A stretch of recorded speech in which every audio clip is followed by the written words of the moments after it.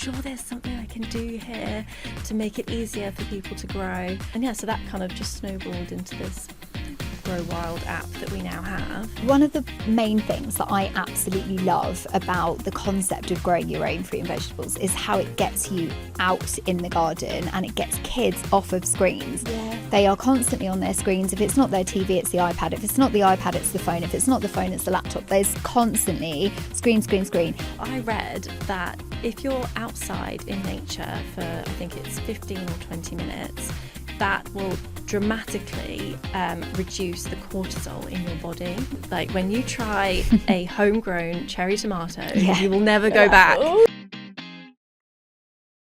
Hi, I'm Harriet Gisborne. And I'm Kelly Allison. And welcome to the Health Applied podcast. We're so excited to welcome our guests today and to have raw, honest conversations around health and wellness. So let's dive in. We hope you enjoy. And let's make our lives better. Welcome to today's episode of Health Applied.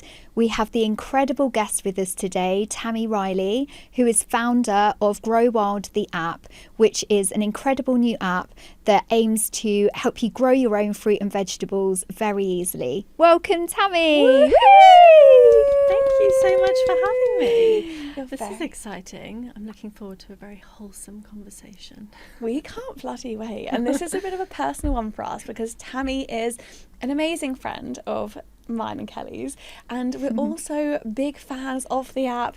We've obviously downloaded it, been using it over the last year or however long, and invested in our trugs in the garden and really dove into it and just love what you've taught us. So we're so excited to share your everything with the listeners. So tell us your story, Tami. Like, how did you get going? What kind of made you interested in growing your own? Tell us everything.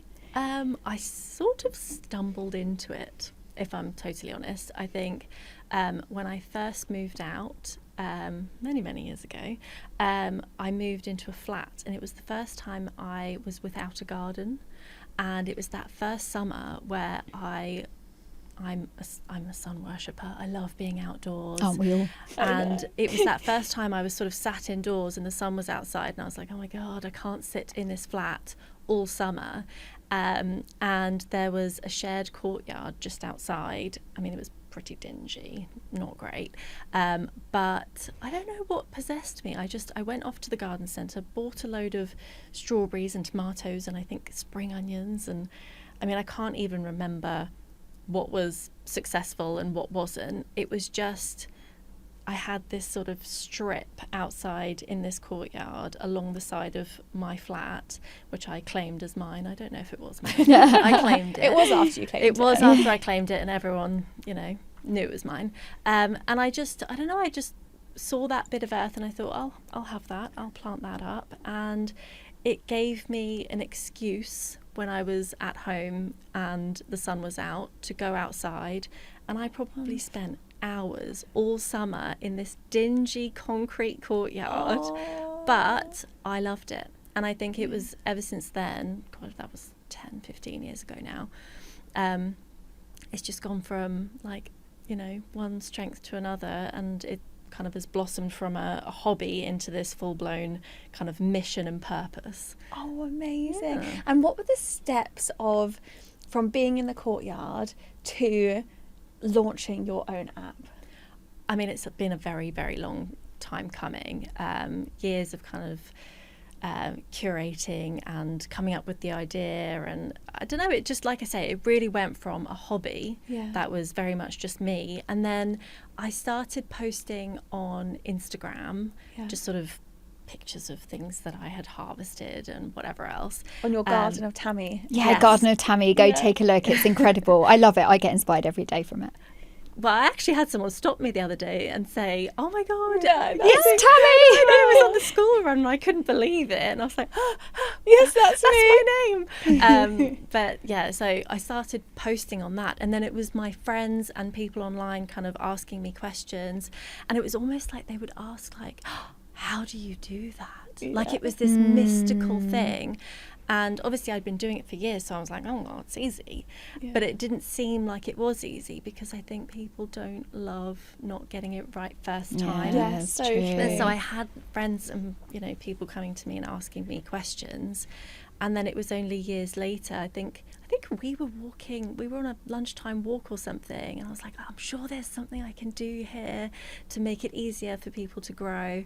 And yeah, so that kind of just snowballed into this Grow Wild app that we now have. And you can now help the masses. And just, yeah, it's just really simplifying and trying to make it more accessible, because it's the most natural thing to grow your own fruit and veg. And I do feel like we've kind of lost that a bit. Yeah, I agree. So it's just enabling. I wonder if there's something in there about touching on what you just said about kind of the speed, and people don't like getting things wrong kind of first time. You just want to get it right. I wonder if there's something around that kind of instant gratification that we've learned in society, because everything that we consume is there fast and quick, right? And actually, when you grow your own stuff, you have to wait. And I'm the most impatient person in the world. And one of the challenges that I found personally was I had to plant a seed and I had to bloody wait. And then I didn't even know if it was going to come up. But obviously I used the app and it was brilliant, and it did come up and it was great. What do you think are kind of the main challenges for people who are listening or watching right now who want to get started but actually don't get started? Why do you think that is? How can we encourage more people to actually get going with this? I think you've hit the nail on the head with one of them, at least. It's not instant gratification. It's a long-winded process. But I would argue that that's almost the best bit. Yeah. Because, so for example, every morning, spring and summer, I will go out in the morning to open up the greenhouse. I'll water all the plants. I'll take my coffee out there. I'll listen to the birds. And it sounds very idyllic, but it has become my ritual. And I get outside every morning, and my son will come with me, whereas the norm would be I would just sit indoors and and watch TV or just rush about and whatever. I will in the summer wake up early because I want to go outside and see what's grown. So yes, not instant gratification, but I think the sort of mental health benefits that come alongside that are far outweigh the instant dopamine hit that we get with most things. It's almost countering it, isn't it? Did you? So I read that if you're outside in nature for, I think it's 15 or 20 minutes, that will dramatically reduce the cortisol in your body. Wow. And I feel like we could all probably do with just a little bit less cortisol running through our veins. People underestimate the power of it. Just 15 minutes. I'll pop out on a lunchtime if it's sunny and, potter around and plant some seeds or water some pots or whatever it is. And it just breaks whatever stressful cycle maybe I'm in, or I don't know, it's like hitting a reset button. Oh, that's magical. Love that. And you mentioned Arnold, your wonderful son. So he's 4? He's 4 now. Yeah. How have you found this lifestyle of growing your own fruit and veg, being in nature, being very wholesome? How have you found that shape him in his childhood so far? I mean, I feel like I'm biased, but I think it's really impacted him. And I also want to just caveat, you paint a very wholesome... It is wholesome. No, you paint a really wholesome picture of me, wafting around in the garden. When you're not needing your bread. But actually, my garden is, very kind of normal sized. I grow a lot of stuff in pots on a patio. It's nothing kind of extravagant. It's not a great big farm or whatever else. So it is wholesome, but it is also just very normal. So I think, to answer your question, I think he's more curious. Genuinely, he's more curious about the foods that he eats. He also talks to me like I talk to him about the food, and he'll be like, "Oh, this is actually really good for our tummies, isn't it?" And he'll make reference that I've obviously told him, and so he's definitely listening. But I would say he's not scared of food. No, at all. He will. If I tell him that a lettuce, we go out and pick the lettuce leaves, he will put one in his mouth, and every time he'll be like. Because He's 4, and I'm asking him to eat a dry leaf, but he'll do it, and he that's loves so it, and he gets really good. excited about it. Oh, It's just that's something lovely. shared as well. Yeah, it There's- is. You know, it's a shared experience that we can both do together Mm. that isn't indoors or watching TV or on a screen or. And less Yeah. pesticides for him as well. Yeah, so true. Yeah. And Yeah. actually, coming on to that, so I guess we know and you definitely know, the difference between growing your own food and actually just going to the supermarket and buying it. So both from a nutritional point of view, but also from a taste point of view. Massively. I don't think many people really know that and realise it. I remember when I was little going into my granddad's greenhouse, so he used to grow a lot of fruit and vegetables, and mainly tomatoes were his thing. So he had countless tomato plants, all the different varieties. And I remember him giving me a little tomato, and I'd always be like, oh, this tastes amazing, because it was sweet. It was so sweet, and it was like nothing that you could buy in the supermarket. I wonder like how much we actually could learn about how fruit and vegetables are more nutritious as well as taste better when you grow them from scratch. So not just from an organic point of view, but also just how they're made up. Yeah. Well, it's when you're growing at home, you're picking at peak ripeness. So they're just ready. And also the time Thanks it to the takes. app. You know when peak Yes, ripeness is. absolutely. Exactly. You know exactly when to do it. But you know exactly when they are ripe. So you're picking at peak ripeness. But you're also, the time it takes from picking to eating is obviously much, much shorter. So those tomatoes, they taste amazing because they're picked ripe. A lot of the tomatoes we have in the supermarkets are picked before they're ripe, and they're ripened in transit. And that's why, and obviously it takes a long time to get to where it's eventually going. And so all that time, the nutritional, you know, The value of it. nutritional value of that tomato is going down. And obviously I don't know the statistics on how much or whatever, but I guess the point is, yes, there is a nutritional point, but also it's, oh my God, like when you try a homegrown cherry tomato, you will never go back. I'm such a snob. Oh my gosh, that's really I'm good. such a snob. And also there's so many varieties that you don't even know exist in the supermarkets. You know, cherry tomatoes are not just red, they are yellow and orange and stripy and black and Oh my gosh, all the rest of it, and you amazing. can only imagine what that's doing, you know, for your gut microbiome, for Eat the diversity. rainbow. Yeah.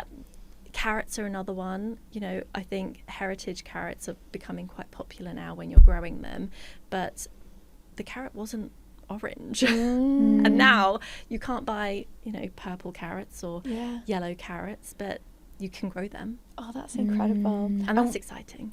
It is very exciting. It is. I find it really exciting. And also, like, just the beauty of it, like all those different colours on your plate, magical. I always, and I know you do as well, but I always feel like when it comes to sort of dinner time or whatever else, I feel like I'm dishing up like liquid gold. Not liquid. I feel like I'm dishing up sort of nutritional gold on the plate. You are. And so every time I go out there, there's this, you know, smugness where I'm like, it's not just any kale, it's Tami, you know, Grow Tami wild grown. kale. Grow wild kale. Yeah, So exactly. true, though. Like when I'd dish up for Cece something that I'd grown my own, like with help from the app, I would, because obviously she's 2, so she doesn't finish everything. I would want to finish everything on her plate because I'm like, this is medicine, this is preventative, this is like nutrition that's feeding my gut. I can trust it. Yeah, and I don't want it to go to waste because it's such gold what has been delivered here. And we touched on pesticides, and I mean, to open up Caterpillargate. Oh my gosh, this is the funniest story. Oh my gosh. So I go hilarious. full swinging into my growing my own journey. Wholesome era. My wholesome era. This is what, a year and a bit ago? Yeah. And I'm a brassic. Are they called brassics? They were all brassicas. I'm a brassicas gal. Yeah. I love my cabbage. I love my broccoli. I love my, what's another brassica? Kale. Kale. I love my curly kale. I love my purple kale. I love all the different things. I filled my whole veg truck with the brassicas. I did not realise. Because I did tell her. But I was just too excited. I did not realise the caterpillar crisis that could come from this if I wasn't careful. And it started off one day in spring with me opening up my veg trug with all the things growing, daughter on my hip saying, "Oh, Cece, look at this beautiful white butterfly. Oh, isn't it lovely? Look, it's enjoying our plants." Bloody hell, little did I know shit was going down in there.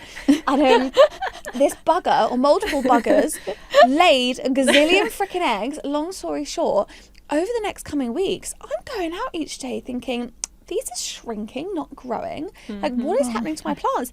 And then all of a sudden, they're almost all stems. And I'm like, I've given my life, not my life, I've given a lot of passion to growing you. And I'm like, Tami, why are they all dying? Best voice note I've ever received. I'm like, they're all dead. I'm sending photos. I'm like, what's happening? What's going on? And Tami says, look underneath the leaves. Like, I think you definitely have caterpillars. I look underneath and there is just hundreds of caterpillars. Little green buggers that to begin with, I was like, no, I don't have them. Aren't they cute?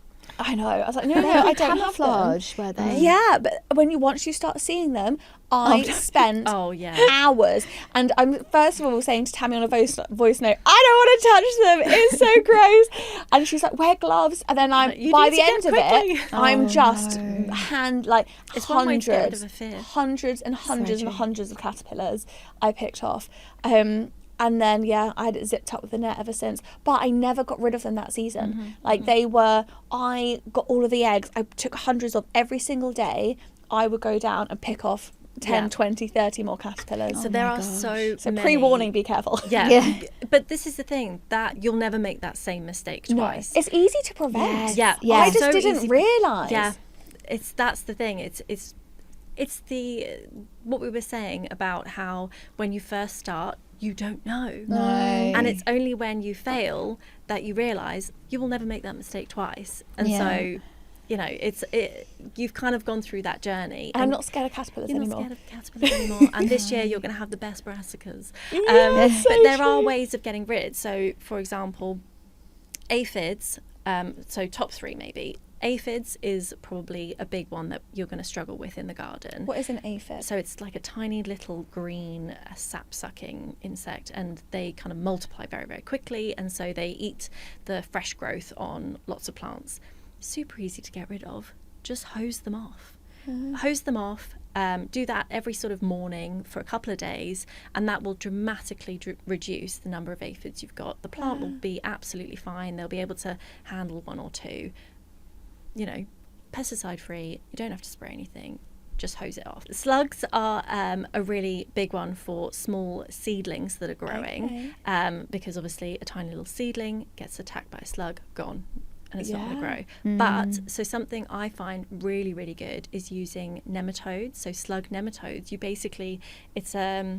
And that's not a pesticide? Not a pesticide. It's found naturally within soils, and they've basically created it so you put it into water and sprinkle it onto the area that you're growing at a certain time of year, and it will dramatically reduce the number of slugs, and therefore the plants have a fighting chance. Again, that's pesticide free. It's a biological pest control. And then the third one would be your infamous caterpillar, white cabbage butterfly caterpillars. The devil. Yeah, exactly. Again, you can get a biological pest control. I always forget how to say it, but it's Bacillus something or other. Bacillus blah, blah, blah. Yeah, that one. Look it up. Grow Wild will tell you. And you basically, again, it's just a bacteria that you find in the soil, and they've basically, again, you can buy it as a sort of sachet that you put into water and you sprinkle it on, or spray it on to your brassicas, and you would have been caterpillar free no way. within 24 like hours. Do you do it? Yeah, you can do. But if you didn't want to use even that, you could, again, just if you know what you're looking for, you would just look under the leaves. Yes, so and true. if you see sort of a cluster of yellow eggs, just pick them off before they even hatch. Because I ended up seeing them once you know what you're looking for, and I'd and then mush you can them. see, and you can just pick them off, and then they never hatch, and you never end up with this issue in the first place. But it's those sort of things you just learn so much as you go Yeah. through it, and you'll got know to to net do it it. earlier, so you put the netting on earlier. That's so true. And also in the app we've got, you can journal about all of this stuff as well, so that every year you can kind of look back and be like, oh, what worked well, what didn't, what did I do about those bloody caterpillars? And so you have this other feature which I think is really helpful, and I quite like it as well. Otherwise I just end up scrolling through my photos for the last couple of years, trying to figure out what I did when and whatever else. So I suppose you kind of have that side of it as well whilst you're learning. I love that. So one of the main things that I absolutely love about the concept of growing your own fruit and vegetables is how it gets you out in the garden and it gets kids off of screens. Yes, it is so difficult, and obviously having kids that are 13 and 9, they are constantly on their screens. If it's not their TV, it's the iPad. If it's not the iPad, it's the phone. If it's not the phone, it's the laptop. There's constantly screen. And actually getting them out, and we went to a garden centre and we chose all the little packets of seeds. We used the app, we went through and we got the veg truck and they got going in the garden. I wonder now if actually this is a shift away from just gardening. So I always saw it as gardening because my granddad used to do it. My granddad was a keen gardener. So I was like, oh, growing your own, you have to be a gardener. Actually now, I think more what we're talking about is like well-being and reconnecting with nature. Right? Yeah. So how can people be encouraging or using this to kind of encourage their kids to get outside? I mean, it's doing the first job of just enabling you. It's telling you how to do it, because learning something new is difficult and we're all really busy, and we always tell ourselves, oh, I haven't got time to do that, because it takes time to figure out how to do something. And so this takes away that element to a certain degree. Obviously you've still got to do your own learning or whatever, but it makes that much easier. And so to get them away from screens, I think it's just the enablement piece. It's giving you the confidence and also them the ability to go and do the thing and see what's going to happen next, because obviously instant gratification is difficult. Waiting is difficult. How do you explain that to kids? Oh, I'm waiting for it to do this. I'm waiting, like the next step is, I've got to wait for the true leaves to come out before I can put it on. What does that look like? And so it kind of, there's sort of bridging the gap, because you would look at it and say, okay, I'm waiting for that, but then you're putting that down, put the app down, and then you're outside and you're going and you're doing the thing. And let's be honest, once we're outside and we've done that hard step away from the TV or the phone, then you're outside. And the girls will start playing together, and it snowballs because they're outside and they're enjoying it. And so you don't have to try very hard once they're outside and the sun's shining. Then they're having a magical time. Time, exactly. So I think that's probably the big piece for me. I think that's brilliant. And for someone wanting to embark on their growing journey, what would you recommend as the easiest but yummiest things for them to get going with? And what's easy to grow in the UK? Like, there's so many things. There is so much you can grow in the UK. We actually have a great climate, because do we? Yes, because we have actual seasons in that. Good points. And when you start growing, those seasons become so important. I live for the seasons now. I've got to know them so well. But I would say that, so for me personally, the thing that's going to give you the most satisfaction is probably going to be things like growing lettuce, because all summer long when you're having salads, for breakfast, lunch and dinner, and barbecues and all of that, lettuce grows really, really quickly. And does it? Yeah, there's all sorts of varieties that you can grow. So grow lots of different colours and shapes and whatever, and you'll be picking all summer long. So that's like high satisfaction of like every day going outside and picking stuff.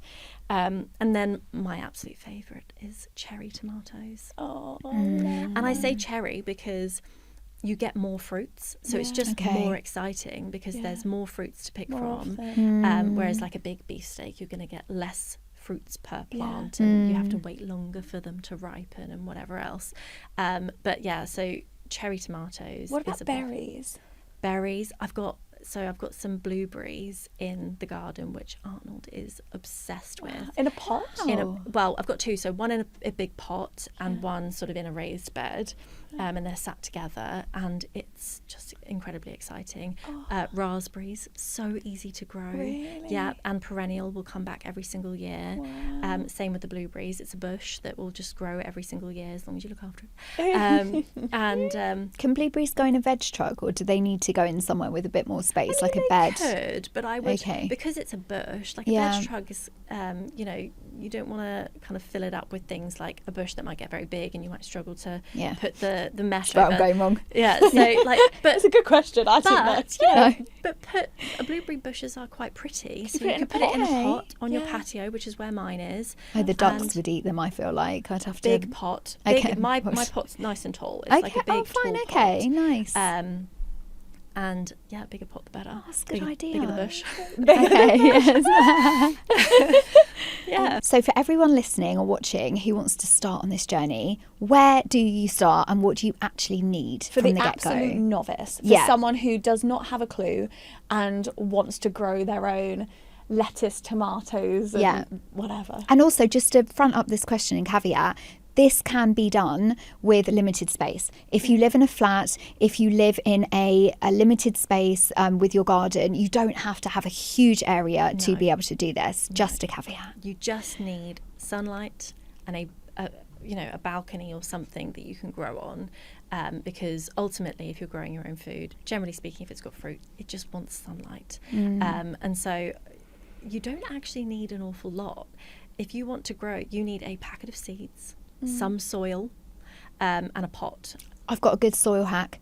I don't know if this is a good idea. You can tell me if it's wrong. But in the garden centre, I got a packet of compost soil, wherever it is, and you put some water in it, and suddenly it expands, so you can easily carry it to the car. You can carry it into the garden super easy. It's not overly heavy, so for older people who might struggle with transporting big bags of soil or compost, and then you can just fill the bag, and the girls love doing this as well, and suddenly it turns into a huge great big bag of compost. Is that okay to use? Yeah, amazing. Absolutely. Okay, Seedlings thank goodness. Don't need much in the way of nutrients, because all of the nutrients is there ready to go. And so all you need is a very small pot of some description, and some soil. That would work. I think it's called coir or something. And so that's all you really need, is a packet of seed and a little bit of soil. And I mean, I grow all of my tomatoes in pots. Love. A large majority of the things that I grow are in pots. And so I think, you don't need a big allotment garden to be able to grow. Just get going with it. Just get going. And reap the rewards. 100%. We would love to hear anyone's stories. Like, please do tag us. Go onto Tami's Instagram and check her out. We really want to know what success people have from using the app. And the fails. The fails are funny. We learn from the fails. Yeah, absolutely. And actually, then someone else might learn from those as well. So if you do have any funny stories when you're going throughout your Grow Wild journey, then please do let us know, because we would absolutely love to hear about them. We would. Tami, thank you. Thank you so much, Tami. We're so grateful. Oh, thank you so much for having me. Thank you. At the moment on the app, there is a 7-day free trial to give it a go and see what you think. Amazing. Give it a try. Love that. Get growing. Get growing. Grow wild, peeps. The Tamster. I love Tami. Wasn't she good? Honestly, so good. Yeah. And I just love how the whole concept of Grow Wild gets children off of screens and gets us as adults off of screens. I mean, we're just as guilty as them, really. I was so excited about it because Tami, being an incredible friend of both of ours, she's transformed my life over the years with the education and the support of growing our own and how easy it is and the joys it can bring. So I've loved that journey, and from her developing the app, being able to share that with other people, I'm so passionate about it, and just opening up those conversations and the encouragement for people to give it a go and to change their behaviour. Absolutely. Do you know the conversation we've got to have, and I just want to have it really quickly now because it's hilarious, Flygate. Do you remember we had Flygate Do you remember when Jake came home and found flies Oh, in the house? don't. Maybe we So just need this to like is- warn people. Yeah, so this is part of carrying on from the caterpillar gate you heard. Flygate. I'm lucky enough to have a wonderful, wonderful lady that once a month helps me in the garden, and it came to the end of the last season and I just wanted everything in the veg truck harvested. There was only a few stragglers left. I'd done most of it that was edible, and bless her heart, she took out these, I don't know what they were, broccoli or something, Yeah. left them on the side, did not realise they were covered in those tiny little flies Tami was talking about, because I didn't do the thing I should have done. And Jake came home and there was hundreds all over the kitchen, and Jake's like, what has happened? Why are we infested with these little mini flies? And funny. I was away with work and We I were was like, away together and you were like, Jake's text me, he's got flies. I was like, what I are was we like, going to sorry, do? Jake, you're going to have to mop it up, hope for the best. He was like, are they poisonous? I was like, no, you'll be fine. But yeah, that only happened from my It's so funny. naivety and learning. But oh my gosh, you the never amount know. of incredible food it's given me, like, Yeah. it's delicious. And also, I use the same veg truck, but I think I zipped mine up Oh, right yeah, at the that's the beginning, and issue, I I never didn't. unzipped it. No. And I think from that just allowed me to get. I mean, I got tomatoes, I got rocket, I did spinach, I Oh, did it's amazing. all kinds of things. Yeah. I'm going to do lettuce. I still Yeah. got a load of amazing good food out of it. Yeah, I just some fun I welcomed experiences. in the butterflies because they're pretty, because I actually Yeah. didn't realise or Yeah. put 2 and 2 together. I wouldn't have done, to be honest. So But there we hopefully that go. saved some of our Yeah. listeners or watchers some dramas with butterflies. But we hope you enjoyed it as much as we did. Thank you for listening. Thank you. And if you loved today's episode, please do like, subscribe, comment, all of those things. All of those things make a massive difference do. to us, and we would love to hear from you as well. If you would love to contribute, if you know any amazing guests that you would love to have on, do let us know. The way you can get in touch is on Instagram. Our handle is Health Applied Podcast, or you can email us at hello@healthapplied.co.uk. Onwards and upwards.